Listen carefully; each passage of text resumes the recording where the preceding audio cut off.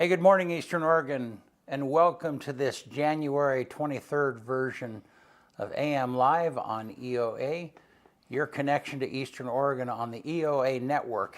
And here in just a bit, we'll have Kevin Rainey as our guest right here. How are you this morning? That was a strange intro right there. A little addition here.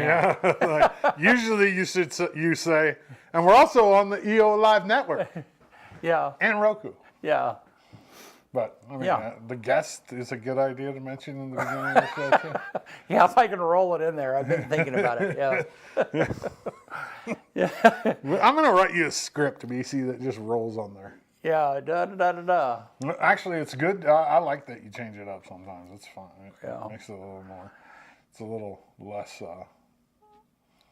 cookie cutter that way. It's so funny how long, and most people don't understand how long it takes to do a routine.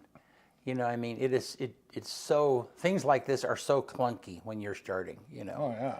And if you watch the very first show that we did compared to now, it's completely different. Yeah. Well, but we also started, right.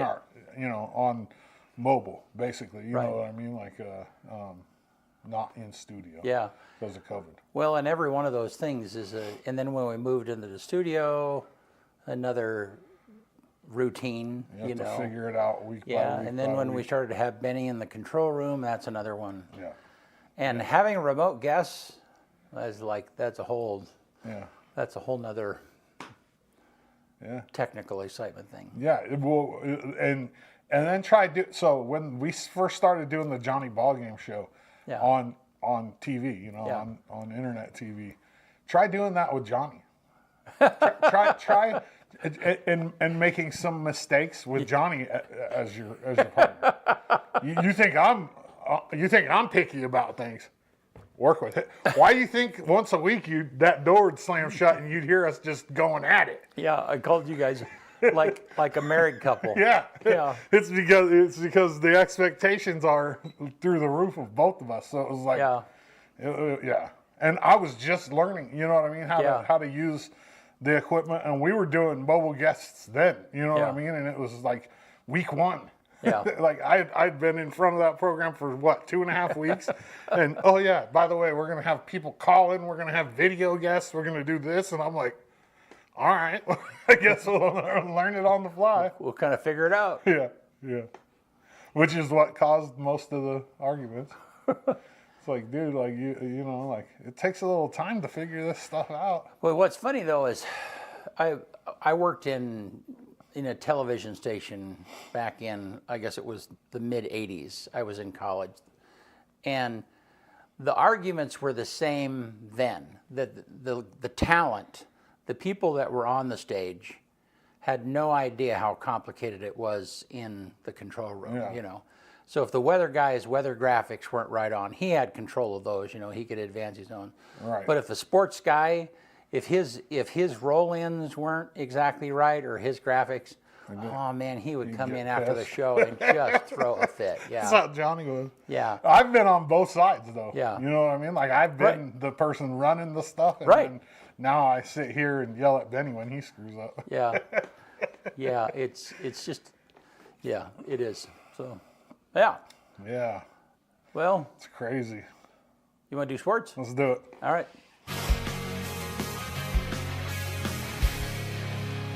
AM Sports Report brought to you by Northwest Furniture and Mattress. Big Red Rocking Chair on Elm off Adams in the Grand. Go see them. The Daggett family, I mean, the stuff that they do for this community alone is enough to support that business. So go check out their showroom. It's beautiful. They have awesome selection of mattresses, recliners, anything you need for your home. They want to make you comfortable in your own home. Sports-wise, LHS girls wrestling went to Othello this weekend for the Lady Husky Invitational.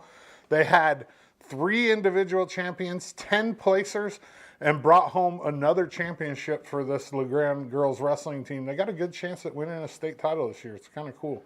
And it's one of those things where it's really picked up a lot of support. When we do Wrestling Wednesdays, Dustin and Clell and I, we've talked a lot about girls wrestling, especially in the state of Oregon, and how far it's come and where it's at right now. And it's really an awesome thing. The boys wrestling team walked away with the Skyview Duels Championship this weekend in Idaho, which is like a collaboration of a lot of really good schools in Idaho.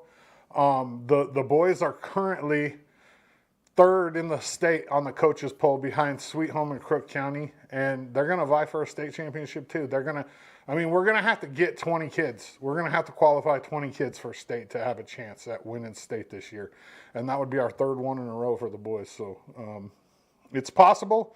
I'm not going to say that we're in the driver's seat though, because Sweet Home is really deep this year. And my son's team wrestles against Sweet Home a lot, so I paid a lot of attention to Sweet Home this year, and Crook County for that matter. And deepness is what wins you state championships. It's not necessarily having a couple state champions. Right. Of course. I mean, we have Kai Carson coming back, who's a state champion last year. We have a couple kids that are going to vie for a state championship: Ridge Kerr, Tommy Belding, Bregan Anderson, Kenai Huff. But the reality of it is we need a lot of kids to place. And we need a lot of kids to score points at state in order to win this state championship. So it's going to be about depth more than anything for the boys. They wrestle this weekend at the Research Tournament of Champions at Liberty High School, which means they're going to be at the same tournament that I'm going to be at. So it's going to be fun. I'm going to that tournament. I'll get to see a team that I cover in LeGrand and my son wrestle on the same weekend, and a possibility of my son wrestling the LeGrand kid, which is what we've wanted. That'd be cool. Yeah. They're both seniors. They're Kenai is number 1 in 4A at heavyweight, and then my son's number 2 in 5A at heavyweight. So it'll be a clash of titan. You know what I mean? It's gonna be. It'll be fun to watch, really. LHS boys basketball lost to Ontario in a heartbreaker, 40-39 on Friday night. They have a non-league game against Fruitland tonight at 7:30 in Fruitland, 7:30 Mountain Time. The girls beat Ontario handedly, 57-21 Friday. They don't play again until this Friday night in a huge GOL game against Baker on the road. That's a big game for the girls.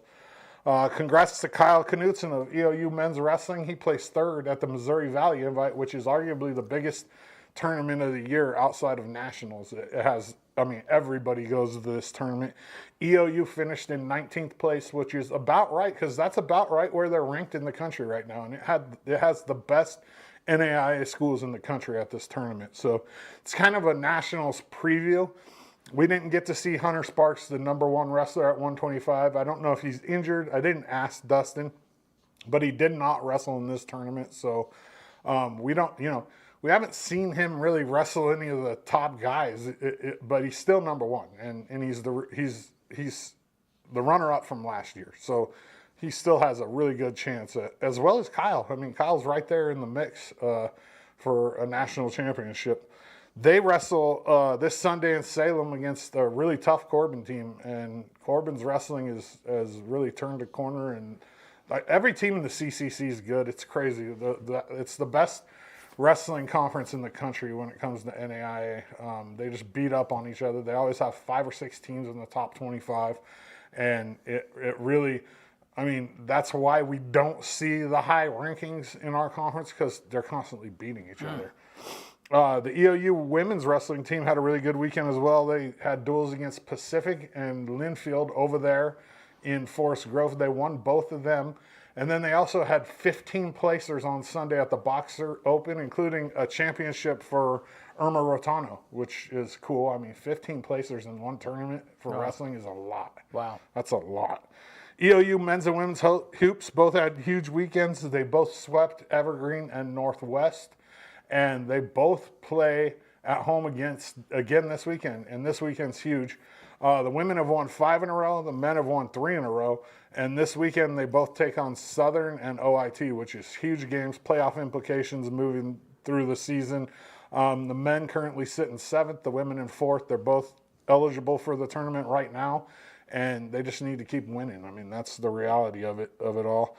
EOU track and field saw a school record drop this weekend at the Lauren McCluskey Invitational in Idaho. Osman is athlete of the week in the CCC. He broke the 400-meter record this weekend, which is cool. It's a record that, I mean, when you go to a school, you want to be a record holder, right? Right. You want the school's record. And, Yeah. and that's what he did this weekend. And the funny thing is the EOU athletic department, they said he's so good you say his name twice. Which was kind of a cool headline for them. Anyways, yeah, that's all for sports this week. Northwest Furniture and Mattress, go check them out. Big Red Rocking Chair on Elm off Adams in LeGrand. Cool stuff. Yeah. Do you think that, have we, in women's wrestling, it seems to have I know that locally EOU was an early adopter. Yeah. Have we been ahead of the curve compared to other parts of the nation, do you think? Well, Oregon-wise, I think we're right on it. Okay. I think we're right Oregon's been really good at pushing women's and girls wrestling. Yeah. But I know, I can really compare it to Dallas, where my son goes. Right. Yeah. They're right on the same pace as LeGrand. Yeah. You know what I mean? Like, they have they got a couple state champ girls. Yeah. They're vying for a state championship every year in girls wrestling. They've had it for, and I mean, honestly, I think it really started in 2015-ish. You know what I mean? Like, the real push for it. Yeah. Obviously they've been trying to. We want girls to wrestle girls. At least I do. I mean, and I think that's the common consensus. That's Clell. Right. And I think that the more girls that get involved, the more competition they have. Yeah. And the more the sport grows, and it's one of the fastest growing sports in the country. Well, and I can see that. I mean, it's just like it started and boom. I mean, I wish it would have been like that when I was in middle school, because I probably would have wrestled all the way through high school if it would have been the case. Yeah. Because I really liked wrestling. I enjoyed it. Right. I just didn't want to wrestle girls. Yeah. And it was just not my thing. Right. And I don't think it's fair to put a boy in against a girl either. And I don't think it's fair to a girl either, honestly. And thank God that girls are starting to wrestle. Because it gives opportunity for girls to wrestle girls. And one of the things that we talked about on Wrestling Wednesdays a couple weeks ago was whether or not girls should be able to double up. And that means if there's a girls and a boys tournament, that the girl can wrestle in both. Right. I don't think they should be. If there's a girls tournament, right, the girls shouldn't be able to wrestle in the girls and then double up in the boys as well. Because it's a lose-lose situation for everybody involved in my eyes. If you beat a girl, you beat a girl. Yeah. If you lose to a girl, you lost to a girl. Right. You know what I mean? And so it's just lose-lose. And it doesn't prove anything. I mean, which is why it's so good that girls wrestling has come so far. Yep. So let's just keep it as a sport of its own. Yep. I'm a huge fan of that. Good. All right, well, let's look outside. And, it's been just increasingly warmer, which is nice. Almost all the snow's gone. Yeah, thankfully. A little different than a week ago. Oh, my goodness, or 2 weeks ago. Or two weeks ago. But whenever that was. Yeah, I mean, that was miserable. And then, so what's our weather here? So, 44 today, and then looks like saying rain and snow on Friday. Rain. Oh, rain and snow today too. We're gonna get snow. It ain't sticking around. If No, it's switching back and forth. Wow. So it's going to be kind of that sleet stuff. But it looks like we're not really going to. They might see sun on Sunday, but we'll see how that goes. Anyhow, looks like this kind of weather is going to stick around for a little bit. Yeah, just crummy, gloomy. Somebody had said that maybe it was going to get cold next weekend, but when somebody looks at the weather, and Tanya does, bless her heart, she'll look at the weather 2 weeks away and I'll be like, what? I mean, you're guessing that. Yeah. In 2 weeks it's going to snow at noon? Yeah. Or that, yeah, I don't know. The whole weather conversation is really interesting. I mean, I know you don't watch national news, but now weather is, I'd say the last 2 or 3 years, weather has been a major component. I mean, they'll take they'll take 5 minutes to talk about a snowstorm, which is, I mean, the evening news, they only have like 22 minutes, sometimes less than that. And so then to take a quarter of that to talk about weather, something that nobody can do anything about whatsoever. Right. It's happening regardless. Yeah, it's just, I don't like the winter time, but I do love those videos on social media of people sliding around. Yeah. Or falling. Yeah. Oh, I know. Oh, and there's a bunch of them. Especially in Portland. Well, I saw one this morning, and you'll probably see it on social media today somewhere, of a fire truck. I've already seen it. That Yeah, fire truck that lost control. Yeah. The yellow one. It was Yeah. spinning all over the road. Yeah, which is pretty unique when you have a 40-ton vehicle. I don't know if it weighs that weight. That's scary, is what that is. Yeah, that's a lot of mass, totally out of control. Crushing whatever gets in the way. Yeah. But I think it's funny, they have like this certain hill in Portland when it gets icy. Yeah. They just post the camera out on the balcony and like literally hundreds of people in cars just sliding. Yeah. And it's like, like, why not just close that road? That would kind of make sense, wouldn't it? I mean, you'd think, but maybe they do it for views. For entertainment. Yeah. Yeah, you don't want to park your car on that road. No, not in the winter. No. No.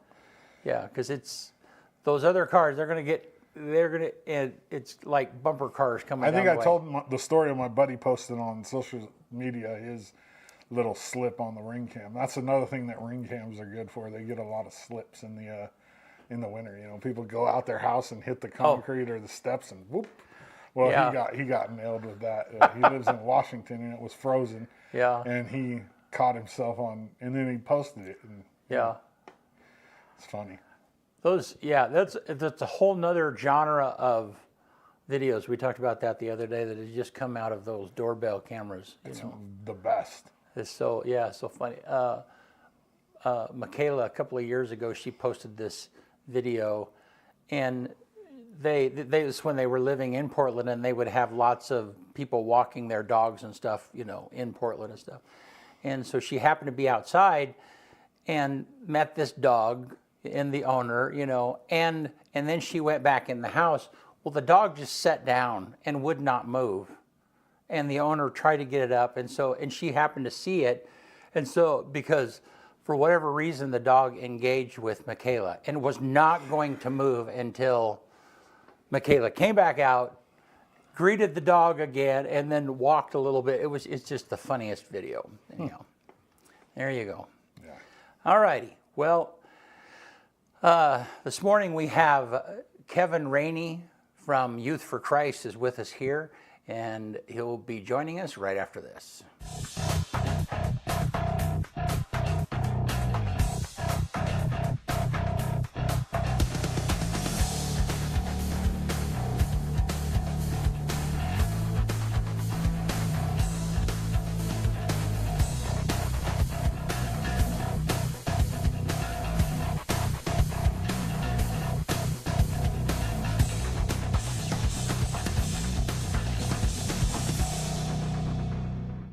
Here in Eastern Oregon, we're blessed to live in such a wonderful area, and though it may seem mild-mannered, there's actually quite a lot that goes on in this area. And apparently, there's two dinguses who happen to be here that are actually crazy enough to get up at the crack of dawn to talk about it. Tune in to AM Live on EOA with Brent and Dodsey, featuring special guests, weather, sports, news, and more, every Tuesday and Thursday at 8 a.m., only on EOA Live, your connection to Eastern Oregon. Now on Roku. Good. Thanks,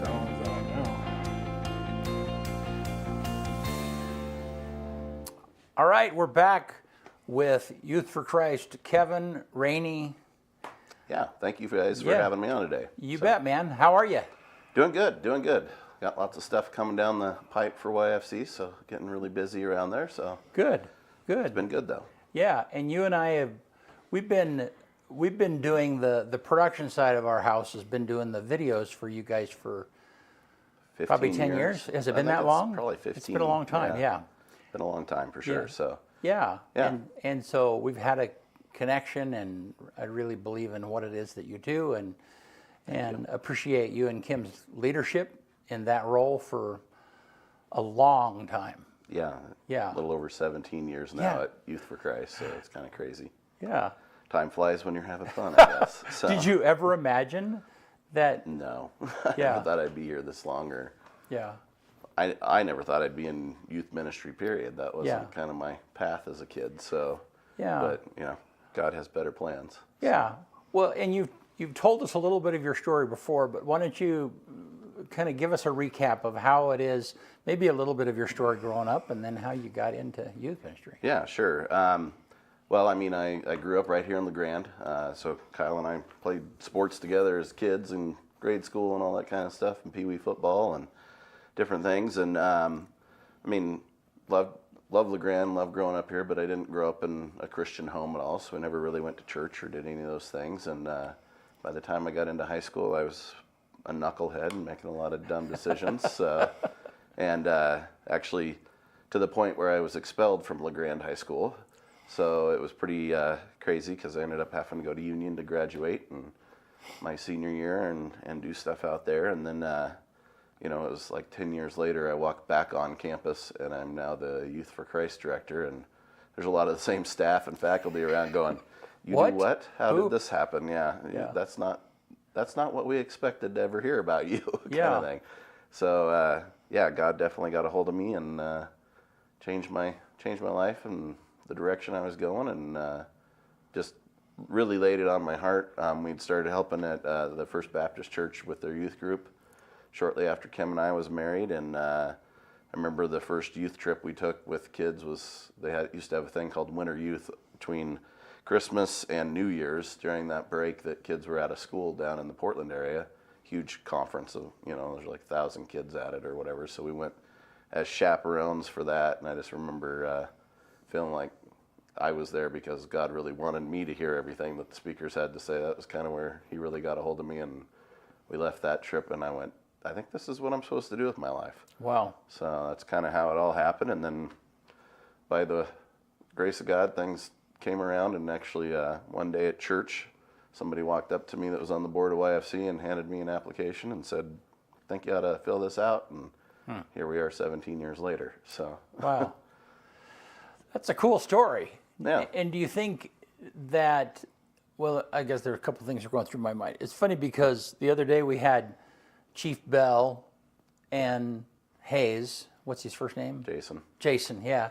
We're on the show and we were talking, and Sheriff Cody was on in the comments. He goes, "I love Chief Bell. He gave me my first MIP," and so yeah. Yeah. I think Stan Terry gave me one. So yeah. back in the day. So it's just funny how, and we've talked about this before, there's several of kids, you're a little younger than I, so it's like kids your age or the group of kids that were that age, they're back in LeGrand and they're in leadership positions. Yeah. Cody Bowen, and I mean, there's just a whole group of them, Corinne Bergiotti. Yeah. I mean, there's several of them that are business leaders, and I think when you're growing up in LeGrand, everybody's so eager to get out of LeGrand, Right. then you leave and then you realize what you had here. yeah, And that, this is a very unique, special community and a lot of great things and good memories for most of us of growing up and having kind of that freedom to be able to go and do. We didn't have all the issues that major cities have as Yeah. much. I mean, yes, we do have drug issues and things like that. I mean, we're right on that I-84 corridor for it, but I think for many of us, it's kind of that going, well, LeGrand wasn't half bad, actually. It's a pretty good place to raise a family and do stuff, so that's why. yeah. Because I I call did the same it thing. the black hole effect. The black hole. Yeah, effect. you get out, but you're coming back. It's You're gonna coming suck back. you back yeah. in. Yeah, there's some reality to it. You might be able to get But I out, think- but it's going to suck you right back in. I mean, I know for Kim and I, we left for a couple of years and we're in the Portland area and stuff, in college and all that kind of stuff, and realizing the importance of being known is kind of a big deal. And I remember you'd go around Portland and, I mean, you'd never ever run into anybody you ever know. Right. If you're in a grocery store, somebody didn't know who you were. So it's one of the unique good and bad things of LeGrand. Right. Days you walk into Walmart, look down the aisle and go, man, I'm in a hurry. I can't go down that aisle. Right? There's 8 people I know. That's my life. But, otherwise, yeah, I think it's a great thing that, community knows each other and cares about one another. And there's a bunch of knuckleheads like myself and Cody and other people that got in trouble that are back here trying to be a good example now. Do you think, when you share your story or when you have a chance to talk about your story with kids, are they surprised?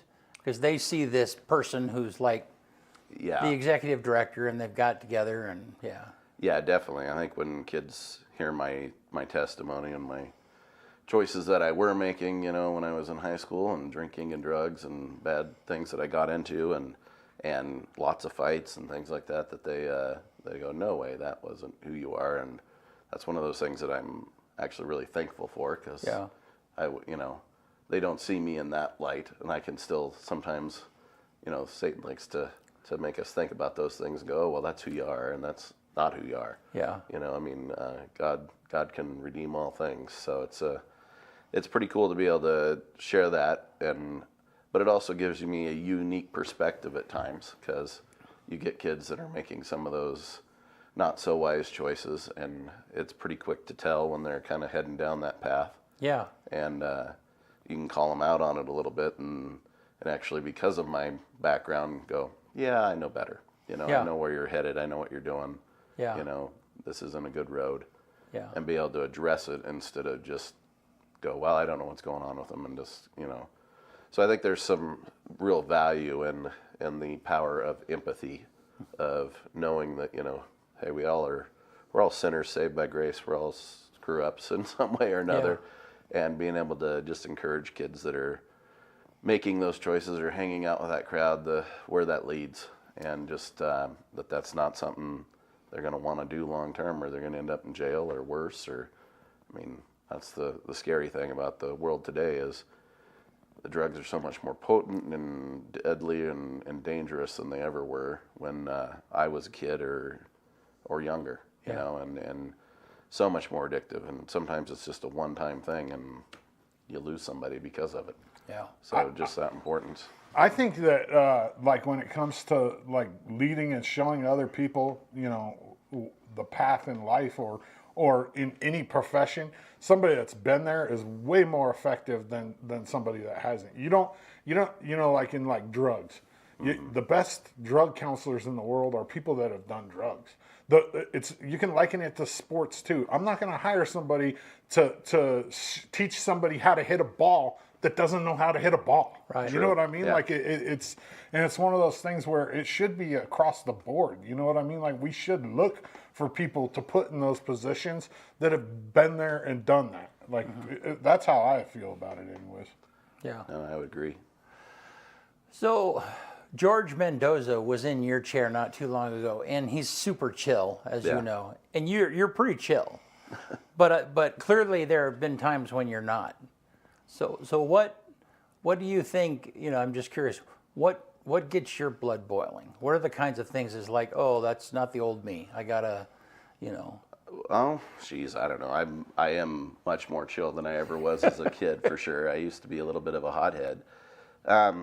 I think things that make me mad these days are the sex trafficking and drugs and alcohols and just abuse of kids and things like that where, you're somebody that's defenseless and people trying to take advantage of that or take the innocence of people. Yeah. Those kind of things are the things that upset me, I guess I would say, is, the bigger sin in the world that's happening, and you see it, and you see kids getting sucked into it or other issues, and it's, I think that's true for all of us. None of us want to see any of our kids or our family members or anybody go through that kind of pain and suffering that comes from those kind of decisions at times. Yeah. So what is your take on social media and the way we've talked a ton about that, how it has affected kids? I don't know, what's your take on that? I think I'm too old for social media. Yeah, it just Facebook's migrates still so my quickly. main thing, and kids don't even use any of that. So, social media to me, in a lot of regards, has become pretty toxic, just because there's, Snapchat and Instagram and all these things where they can take a picture, do something, and it disappears, or so they think. Yeah. but it really is still got a digital trail somewhere. Yeah. I mean, I think there's a lot of social media that's good, but I also feel like in a lot of regards, social media has not done our kids a lot of favors in being able to actually interact socially. I mean, Yeah. it's the most connected, unconnected group of people that's ever existed. Yeah. You know, I mean, we know information immediately all over the place, but as far as like actually being able to have a conversation Right. and sit down is really difficult for a lot of kids. Yeah. They just haven't ever had any real practice at that. So, I mean, even like our drop-in times where we have kids just kind of hanging out, we were really intentional to make sure we didn't have like video gaming systems and things like that so that they actually have to interact with each other. Yeah. You know, pick up a basketball or play air hockey or play pool or do something so that it actually creates some of that social environment. Because, I mean, kids today are struggling because they don't have friends much. They have a ton of acquaintances, but no real tight friendships. And, you know, when we were kids, you had 4 or 5 people you hung out with all the time that were your ride or dies, Yeah. that were always there for everything. Yeah. You always were at their house or they're at your house, and kids just aren't that way anymore. There's a lot of disconnect there. So, you know, they have a friendship that will last for a few days or a few weeks, and then something happens, and usually it's social media. Yeah. Where one says something about the other or posts a picture or something they shouldn't have or whatever, and that friendship gets damaged, and then it's just gone. There's not any Yeah. depth to it anymore. So I think that's one of the major struggles with social stuff and social media is just the lack of actual relationship that comes from that. Yeah. You know, I mean, I can have 1,500 friends on Facebook or something, but, you know, probably 1,400 of them or more that I pass in a grocery store don't Right. even say hi to you. Right. You know, but we're friends on Facebook. Yeah. But, you know, that doesn't really mean You know what friends. they had for dinner last night, Yeah. but you wouldn't say hi to them. In the Yeah, store. exactly. I know You know their kids' names and what their kids did yesterday, but in the store you don't even Like, say hey, hi. yeah. it's weird. It's weird. We It is live weird. in a weird world, dude. Yeah. So yeah, I mean, we're as bad as the kids in a lot of regard in that same thing of just not feeling connected a lot of times to what's going on. You know, Right, we kind of yeah. lost that front porch culture that we once had where everybody knew what was going on and kind of communicate. COVID made it worse too. It did. COVID made it like one of my struggles during COVID was I was still doing all of my interviews for sports, right? Lots of interviews, lots. And one of my struggles was like, okay, so I've met this person online, right? I've talked to them. Do I have to do I reintroduce myself when I yeah, see now them in what? real life? Right. Yeah. You know what I mean? So it was like, because a lot of times I'd go up to the school and I'd have somebody on my show and they'll just walk right by. You know what I mean? So it's like making that personal connection doesn't work through this. No. It doesn't. It really does not. Yeah. And I think that's one of the things that's great about YFC is we get to do stuff that creates some shared memories, shared things that they do together, like Yeah. trips and events and activities and club nights and crazy games and all that kind of stuff where it ends up being an opportunity for a kid to kind of make memories with other kids, and there's some authenticity to it where you can, they run into each other and they're like, hey, you remember that time we did that, Right. did this or did that. So I think that's a huge thing that we get to be a part of. That's kind of a byproduct of the ministry we're doing. That is somewhat intentional, but it's not really intentional in a lot of regard. So it's just an opportunity for them to spend time together and grow in relationship. Yeah, and I still think, and those kinds of things, they're valuable because a road trip, for instance. Yeah. Because, either they're encouraged to stay off their phone during that time, or pretty soon they get so bored, or they you just engage, and Yeah. and those things I think those things are still really valuable for families too. Dinner time, even though it might be boring, when I would have my kids come to dinner, but I'd make them stay. I mean, because a lot of things would be like they'll rush through dinner and then they'll take off. It's like, nah, you're going to hang around, But pretty soon, once they get bored, then they start talking to each other or whatever it might be. And Yeah. and it's funny. Somebody asked me, I said, well, what is something that they can do to promote good family time? Buy a hot tub, for instance, because if you're in the hot tub as a family or whatever it might be, they can't be on their phones. And so pretty soon, those types of things, they start talking. Yeah. You know, and if their friends are then there, pretty soon they have a conversation, and you just happen to be there in the same place. Yeah, we see it every year at like our middle school camp. Yeah. We take all the kids' phones, one for just safety so they don't get stolen or anything or broken while they're gone. They have them on the road trip, but once we get to camp, all the phones of every kid that's there, they all get put in a box and locked away for the whole week. Yeah. And, you know, the first couple of days, they're all going through DTs because they don't have their phones. But the funny thing is by the end of the week, most of the time you're like, hey, who wants their phone back? And they're like, they're not even that eager to get it back. Yeah. Because they've actually had a chance to really interact and you know, have shared experience and memories, and they actually start talking with each other and having deeper conversations. Just like you're saying, and it's hard because I mean we're as guilty as they are most of the time for being on our devices. So yeah, just making that time to put it away and go, you know, this is more important that we have interaction or just getting somewhere where there's no service at all, then you don't have to worry about it.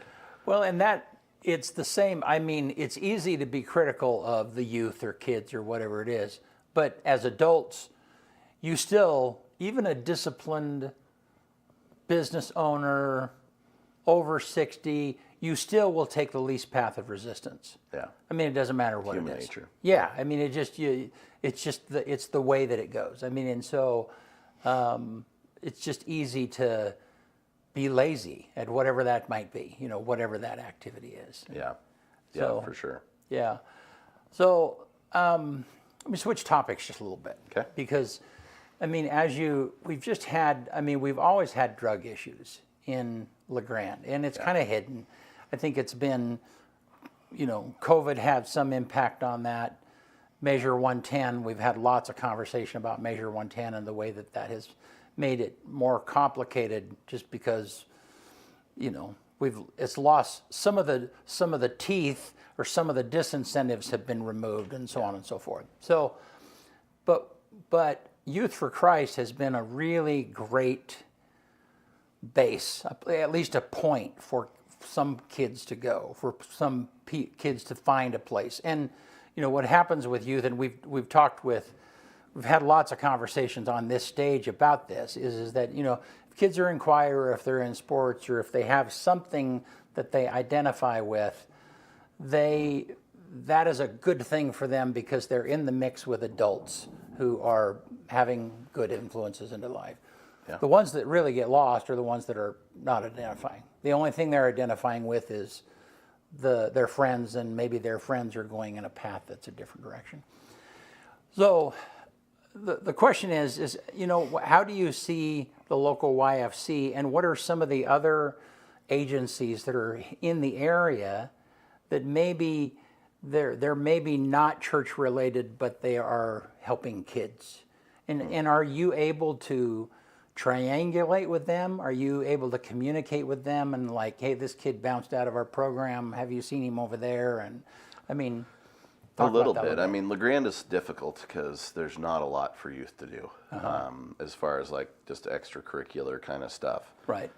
So the J House Youth Center is vital in that regard of giving a place for kids to just be and hang out, where there are some supervision and safety and you know, rules around whatever happens there and all that kind of stuff. But you know, I mean, the bowling alley's kind of the only other thing, or movie theater locally that kids can go and be a part of. Yeah. And those are difficult at times just because cost, you know, it gets expensive to be a part of those kind of things.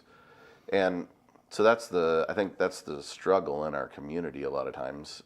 You know, we have the pool or the skate park or places like that, but a lot of times, other than, I mean, pool has supervision, obviously, as lifeguards and those kind of things, but skate park usually doesn't, unless there's someone in law enforcement that drives by down there or whatever. But for the most part, there's not any kind of supervision, and that, you know, it's kind of tucked away down there, or out of sight, out of mind a little bit, which is not great. I think there's a lot of things that happen down there that I hear from kids and stuff that's not good at all. Yeah. No, it's definitely where the hoodlums go. That's where they all hang out. I hate to say that, but well, and the sad thing is it's not kids usually. It's the, you know, the 24, 25-year-olds that are hanging out down there and trying to deal drugs and do all that kind of stuff that are down there on a regular basis, unfortunately. That doesn't make it safe for any other younger kids to go and actually hang out there. Right.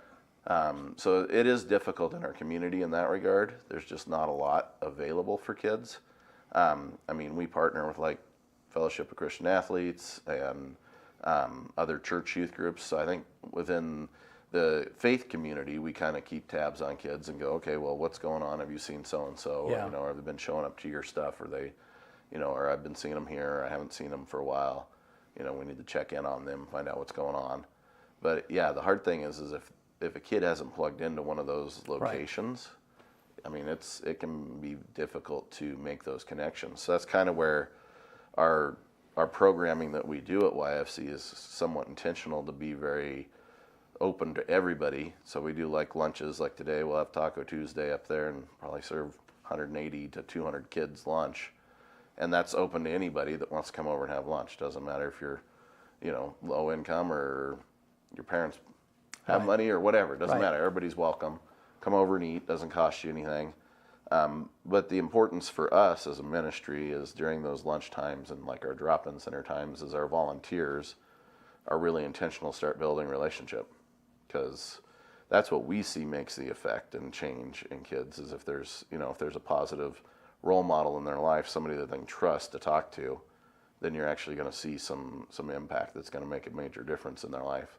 Yeah. You know, and it's not just another person that you as an acquaintance, you know, another Facebook friend. You know, our volunteers do a great job of starting to really learn about kids' stories and know what's going on in their lives. Yeah. You know, so, which is kind of where we're coming up on this big fundraiser. Yeah. Called Be the Story, which is on February 2nd. And that's what you're talking about with the production stuff and everything. So we have kid testimonials about what's going on in their lives, but we also, you know, it's one of our major fundraisers for the ministry throughout the year, where we do a big dinner and people invite guests over to their homes, or either that, we have actually tables up at J House this year we're doing, and people can come and have a good catered meal and be able to see the presentation and know what it is that we're doing as a ministry and how we are connecting with kids in the community and making a difference. And getting to see their stories. You know, I mean, everybody's got a story. It's just whether or not somebody's taking the time to listen enough to hear it. Yeah. And I feel like in our culture, we're really good at just kind of glossing over that and not really knowing people very well or knowing what's going on in their lives. You know, we get a snapshot, we get their Instagram post and go, oh yeah, everything's great. But that's not really how it is. Right. Right. So. Yeah. Well, Benny, roll that video. And I think this is a Taco Tuesday. Yeah, and that, I mean, this is at the new youth center. It's been about, how old is it now? 4? This is our 4th year being open, fourth school year being open. And what's funny, I mean, remember touring it before it was even open. Yeah. That's crazy. And 4 years. But that same herd of people that just came through that little house and more. Yeah. Yeah. That's the funny thing is we were still seeing 200 kids in the old building, which was a little 1,000 square foot house right there on the same property. And same thing, you know, I mean, everybody loves food. Right. We're all pretty easily drawn, and especially free food. So, you know, come over and get a taco or nachos or something and hang out. And I'm always amazed, you know, 17 years into this, I always run into kids that are adults now. And of course, half the time don't recognize them because they have a beard or kids of their own and things like that now. And you're like, yeah, that's not what you look like in 7th grade. Yeah. But how many of them go, you know, oh yeah, I love the Taco Tuesdays or mac and cheese and nuggets. That was really impactful for me. I really appreciate you guys doing that. And so yeah, it's a pretty powerful thing just to be able to serve them lunch. And you know, like I say, not every one of the 200 do we get into deep relationship with, but that is the catalyst of a lot of it, of where we start to be able to build relationships and then invite them to other things where we can start sharing the gospel and telling them about, you know, who Jesus is and what he has for their life, and knowing my own personal story, the impact that's had in my life. Right. You know, I mean, that's why I do it. Is I would not be who I am today if it wasn't for my Lord and Savior. So. Yeah. So you're able to make a difference in the lives of kids, and I like that thought that your volunteers or the volunteers that are for that, because not everybody is going to connect with you, whatever True. it might be. Yeah, and so then the volunteers, and you have a great crew. I mean, there's a, you know, We do. there's just, and it happens without you. I mean, right. I mean, we have about 40 volunteers at this point. Yeah, I mean, and they function on their own. But we could have 40 more, Right. and have them engaged in the lives Right. of kids for sure. There's definitely, the fields are white, as Right. Scripture says. Yeah. So the reality is we need workers for the harvest, and just people that are willing to engage in kids and play a game of basketball or a game of pool and just start to learn about a kid's story. Yeah. And it is interesting because our volunteers are as diverse as the group of kids we have. Right. We have volunteers that are going to connect with different kids Right. that maybe I wouldn't connect with, but they Right. connect with them better, or vice versa. And that's the great thing is, we try to act as though we're all somewhat unique, and we are in certain areas, but we're all still got the same human issues. Yeah. We all deal with the same struggles a lot of times, and having somebody that's been there, done that, like Kyle was saying earlier, makes a huge difference. Yeah. Than somebody that hasn't. So if you have somebody that you can connect with, that makes a huge impact on people.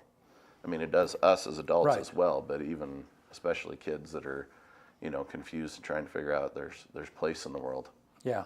So So talk to me for a minute about funding. How do you guys, how much does it cost a year to operate, and how do you fund that? Oh geez, our budget's probably right at $260,000 right now to operate, and we're actually in a process of trying to hire some more staff, some paid staff to be able to take over like our campus life clubs and some of those, because we would really love, the board and I, to be able to actually start getting campus life clubs and things like what we're doing here locally in LeGrand happening in our outlying communities, Cove and Union and Imbler and Elgin. But yeah, with the lunch program, I mean, we're serving 30 plus pounds of beef every Taco Tuesday. So a lot of the meat's donated. So we have great folks that get a hold of us. The Oregon State Police also gets like poached animals for us and everything else. But we go through a lot of burger. I mean, I'll probably go through 4 cattle or better in a school year. Wow. So probably close to, I think, into last year we were looking, it was somewhere around 790 pounds of meat we went through. Wow. Just for Taco Tuesdays. And that's not including all the other Right. toppings and condiments and things. So, and then at that drop-in time, we have a snack time where we, provide snack, because food is an issue for a lot of kids. And it's one of those things we want them to be able to get food at J House and, supplement whatever's going on at home. And whether you have folks that, have a full pantry at home, or folks that are struggling, it's a supplement for both of them. But it gives those kids that are struggling for sure an opportunity to be able to get something that's consistent, where they can come in a couple times a week and, every day after school and at least get something other than at school. Right. So yeah, there's from a funding standpoint, we're blessed in the regard that we're locally funded 100%. So there's no, like, Youth for Christ National is not sending money to us or anything. So we have about 6 churches that financially support us. We're interdenominational, so we're not one denomination, but all the Christian churches that want to support us are supporting us. And then we have about 240 people on our mailing list that get a monthly newsletter and have opportunity to be able to financially support as well through that. So this banquet that we're doing is an opportunity for new folks to hear about what we are doing as a ministry, and hopefully become a monthly supporter and partner with us to see impact on the lives of kids locally here in our community. And so we're hoping for a good turnout. We want to have about 30 tables of 8 involved in that, so about 280 people to be a part of that event coming up on the 2nd. So we're getting right down to it. We still have available space for those that want to host. So if you are somebody out there interested, I mean, go to our website. It's www.eoyfc.org. And I think it's /events. If you go to that events page, you'll be able to see the Be the Story event and click right on that and get registered to be a home host if you want. So. Wow. And how much are you hoping to raise? What do you need to raise? Our goal for this event would be $50,000. Yeah. So that's about a quarter of our budget, not quite, but that we're trying to raise to help cover those lunch costs and drop-in center costs. We have another event coming up March 2nd. That's a pulled pork feed and online auction that we do. That is an opportunity for you to help support kids going to camp.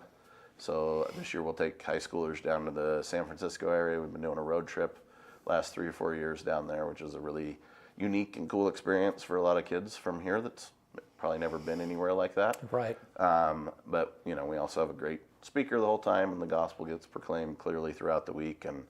And then we'll also go down to the Eugene area and go to Sky Camp with our middle schoolers, and be at a camp down there for a week where they can do all sorts of crazy events and activities, but paintball and the sort. But so those coming up on March 2nd is that event, and we have tickets online actually even now that you can purchase for that pulled pork feed. But that'll help send kids to summer camp. So we're kind of have our general budget and then our camp budget. So. Okay.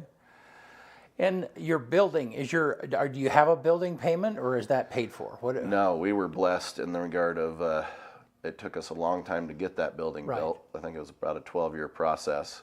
But yeah, we are debt-free on the building, so there's no mortgage, no anything. We were able to pay as we went and get it constructed and done. And of course, it was more money than we thought it was going to be, just because we went into beginning of COVID. We opened August of 2020.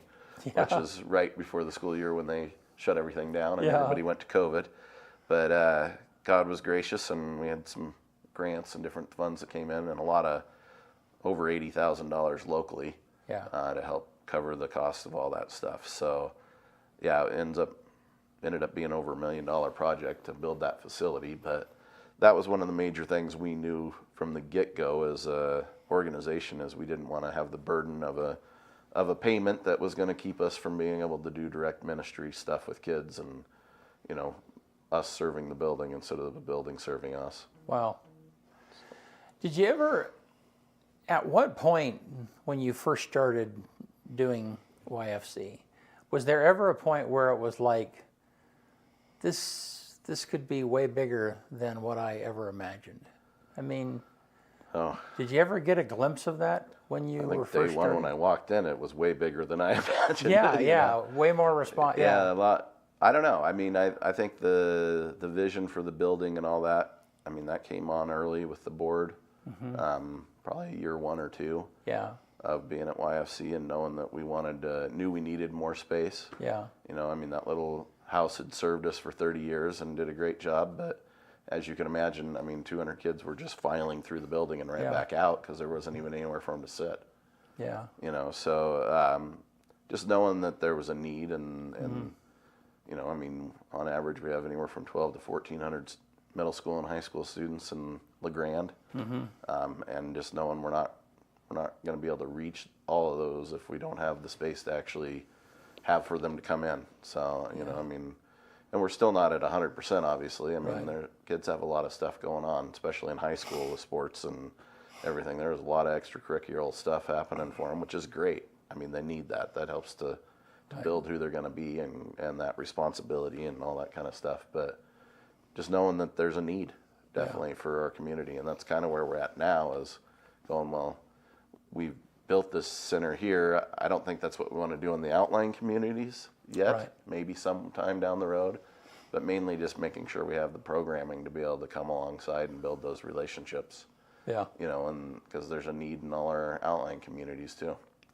LeGrand's hard to find things for kids to do. Imagine what it is in Embler and Elgin and Cove and Union. Yeah, the kids that are left over, like outside of sports, extracurricular activities at the school, the biggest thing for them is finding something for them to do, because the numbers don't lie.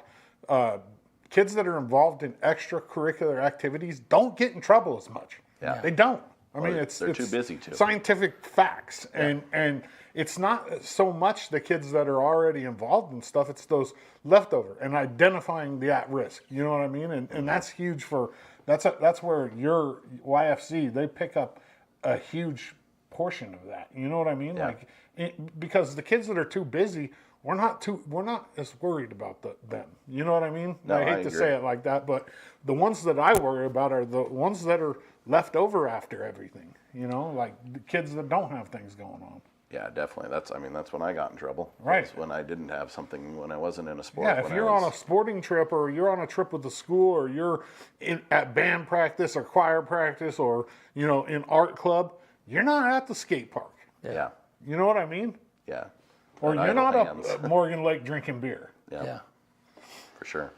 Well, I know I've told you this story before, but when I came here in '97, I remember driving by the high school, and where the J House is now, that property was just up for sale. There was a for sale sign, and the principal at the high school was a believer at that time. I can't remember. Roland Bevel was the principal in '97. This was, so it would have been after him, Jack something. Anyhow.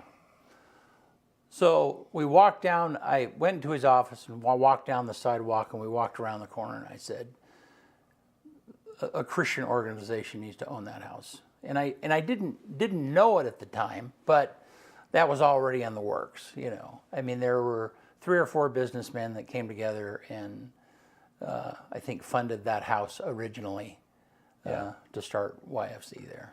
Yeah, and Dan Milkey was the Right. executive director at the time, and Yeah. he'd run the K House at Yeah. the college there, and that's actually where Youth for Christ originally met. Right. Was down at the K House. Yeah. And then they bought that one on the corner at J, and Yeah. that's how it became the J House. Yeah, yeah. And so it was, you know, and so then all these years later to see that, clearly I wasn't the only one that was thinking that, you know. Yeah. But God had a plan. yeah, yeah. And thank the Lord that, you know, somebody stepped up Yeah. and said that same thing. Yeah, we need to own that house. And so, well, thank you for your stuff, your work, yours and Kim's dedication to this for so long. I've said this before that, you know, longevity in any job, even if you have no idea what you're doing at first, you learn along the way, and especially with youth, they count on that. You know,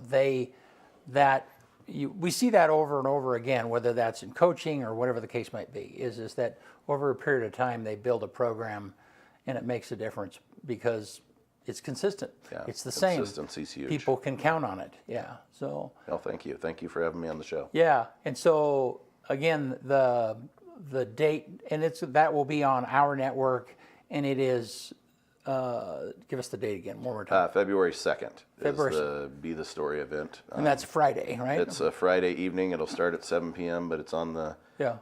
EO Alive site. It's going to be on our website as well, the Yeah. eoyfc.org. Yeah. So you can jump on and watch a stream if you're not a part of one of the home hosts or Yeah. tables there at J House, or if not, host one of those hopefully and Yeah. have a great catered meal as well and enjoy it. So Yeah. And you know, even for people really who don't, you know, they're not a part of the faith community, that's not something they're interested in, it still is, they're able to give money to something that is making a difference. yeah, definitely And invest in the kids. And at the end of the day, I mean, and that's one of the things that I love about LeGrand is that generally overall, regardless of where people's perspectives are, there's a huge amount of common interest in particular good, you know, and that's That's what is the black hole that brings us all back here. that's right. I tagged their website in the comments too, and it thank take you straight to the events page, let you sign up for the to host or to attend, and then also the pulled pork. Appreciate that. Thank you. Yeah, Cool deal. Want to get us out of here? let's do it. On this day, what is today? The 23rd. 23rd of January, 1789, Georgetown is the first U.S. Catholic college. Georgetown University, 1789. 1849, Elizabeth Blackwell becomes the first woman in the U.S. to earn a medical degree, graduating from Geneva Medical College. 1957, Whammo Company produces the first Frisbee. BC, you were probably active in 1957. What was the Frisbee originally called for the first year that it was out? It wasn't called a Frisbee. The flying disc. The Pluto platter. Oh, the Pluto platter. 1983, the TV series The A-Team premieres on NBC. What year was that? 1983. 83. That was my favorite show when I was a kid. Oh, man. That was so awesome. Ba-da-da. 1984, Hulk Hogan defeats Iron Sheik to win his first WWF title at Madison Square Garden, which is crazy, man. I can't believe it. He doesn't look like he's as old as he is. I mean, in 84, he must have been in his early 20s. Yeah. So now, I mean, he's got to be in his 70s. He's got to be dang near, so right around there, Yeah. huh? Wow. 2018, Chinese researchers report that they cloned 2 monkeys using the same technology as Dolly the sheep. That's just 5 years ago, or 6 years ago. Man, if they can do monkeys, they can clone us. I'm a firm believer in that. We could be cloned. It's not moral, it's not ethical, but humans, I mean, there's no doubt in my mind that they could, if they can clone animals, humans are clonable. No, and they've done it. I would bet they've done it. I'm sure they have, yeah. That's scary. Well, the problem with that clearly is what do you do with the product if it goes wrong? You know what I mean? That's the That's a lot of movies are based on that's the whole thing right there. Yeah. 2019, the new record for the most expensive property in the United States, $238 million for a penthouse condominium overlooking Central Park in New York. Wow. $238 million for a place to live. Like, that could, I don't even want to get into how much that could do for people that don't have places to live. It's crazy to me. Well, and there's no lawn, there's no... No, you're in a condo. It's like that thing where it says the richest 62 people in the world... 62%? No.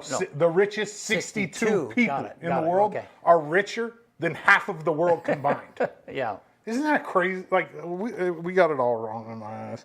2020, the voice of a 3,000-year-old Egyptian priest is recreated by scientists using a 3D printer.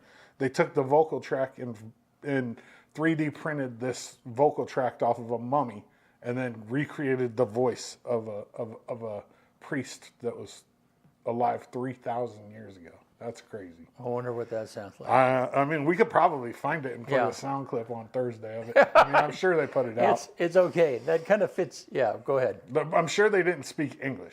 If they were an Egyptian priest, they were probably I don't know. That kind of fits into the YouTube Bigfoot category. No, that's not Bigfoot. That's real science. Well, it's real science, but posted in who a do they have to prove that? Like, what do you mean? I mean, where's the? I mean, yeah. I'm sorry. It would still be like, how do you know? How do you verify that product? There is no verification. I don't know. Yeah. The number one movie in America on this day in 1994, Philadelphia, with Tom Hanks. Quote of the day comes from H. Jackson Brown. The best preparation for tomorrow is doing your best today. The best preparation for tomorrow is doing your best today. That's it. All right. Thanks, Todd. Todd said, great job today, guys. Good stuff. Yeah. Thanks, Kevin. I appreciate you. Appreciate you guys having me. Yeah, appreciate it. On Thursday, Commissioner Donna Beveridge will be right here with us. We'll see you then.